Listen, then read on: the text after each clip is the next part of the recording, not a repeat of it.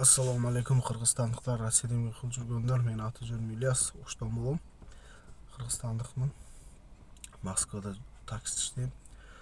Туугандар, силерге кайрылам. Бул видеону ким көрсө таратып койгула. Азыр мына Россияда эки улутчу компания бар. Толук өзүнүн улутун жакшы көрөт. Ошолор биздин иммигранттарды, өзбек, кыргыз, тажиктерди подстава кылышты баштады. Серьезный болуп атат, көп адам билбей атат, байкабай атат. Кыздарды через Telegram, через WhatsApp, через башка каналлар, башка нелерден не кылып ишке салып атат олар. Балдар менен таанышып, эркектер менен или таксист ошо номериңди берип чалып, ошо жазышып, ошо таанышып атат. Свиданияга чакырып атат орус кыздар. Жаш кыздар. 18ге чыкпагандар. Кийин не кылып атат? О, кыз айтат, я тебя люблю, башталат, ошодон балаям билбейт каяка түшүп калганын. И сразу подстава башталып атат.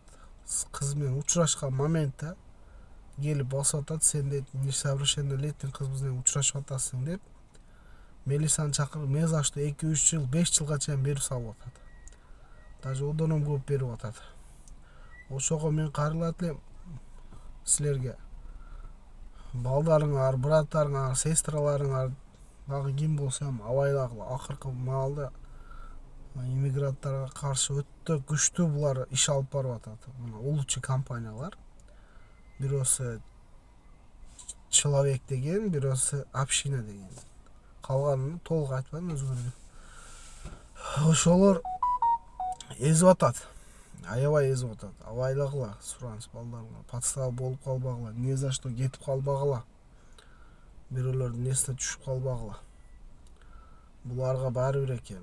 Булар абайлабайт экен биздикилер. Азыр бир адвокат сатып алыш бир күнү 20 000, 15 000 Москвада, эң арзан адвокат. Кереги жок, абайлагыла. Видеону таратып койгула.